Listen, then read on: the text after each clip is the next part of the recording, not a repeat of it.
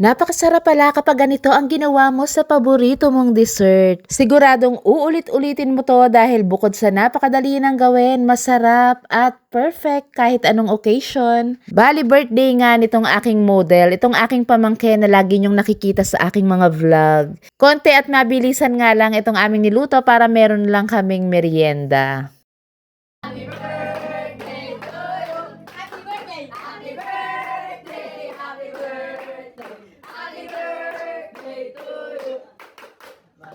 Magandang araw! Basic lang naman itong ating gagawin pero kung hindi mo pa nasubukan ay itry mo na dahil ang sarap nito. Gagamit lang ako rito ng 2 pakete ng gulaman na kulay green. Pwede kayong gumamit ng kahit anong brand. Sa package instruction nakalagay 6 cups ang kailangan na tubig pero ang ginagamit ko bawat pakete ay 5 cups lang. Gusto ko kasi yung firm or yung medyo matigas itong gulaman. Nag-add na rin ako rito ng sugar para malasa na. At syempre hindi natin kakalimutan ang dahon ng pandan. Pwede ka rin gumamit rito ng mga pandan essence or pandan flavor para talaga namang pandan na pandan ang lasa. At habang nanonood ka ngayon, pakipusuan mo na itong ating recipe. Mag-comment ka na rin kung saang lugar ka nanonood ngayon para alam natin kung saan nakakaabot itong ating mga video.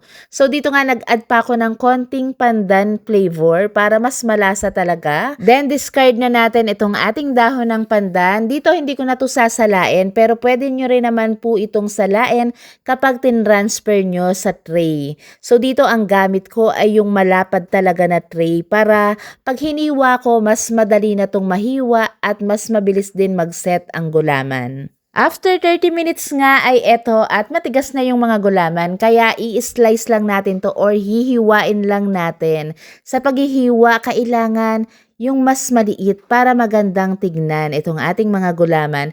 Isa talaga sa kagandahan kapag malapad yung tray, ganito. Isang hiwa mo lang, hindi mo na kailangan panggayat-gayatin ng maraming beses itong ating gulaman. Itong ingredients na to, hindi ko alam kung lahat ba mahilig sa cheese. Pero ito kasi magpapabalanse dun sa tamis ng ating salad na gagawin. Hiniwa ko lang rin to ng maliliit na piraso. Gagamit ako rito ng 2 lata ng creme densada at all-purpose cream. Pwede po kayong gumamit kahit anong brand. Pwedeng condensed milk at all-purpose cream. Pinalamig ko nga lang to ng 2 oras lang. So eto, iwi-whip ko lang ng 5 minutes para maging pino talaga yung texture nitong ating cream na gagamitin. Pero ito naman po optional lang ha.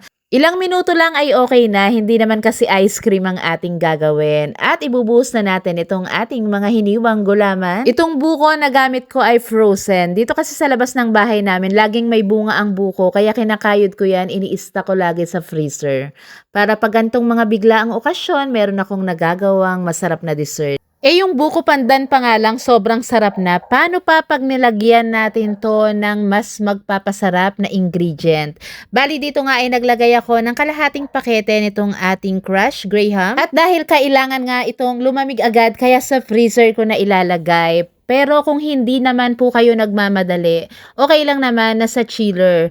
At siya nga po pala, huwag nyo pong i-stock sa freezer ng matagal ang inyong salad kasi makukulta po yung cream. Kaya once na gumawa kayo, dapat iserve nyo yan at ipakain nyo agad. Salamat sa panonood at kung natakam ka rin, ishare mo na.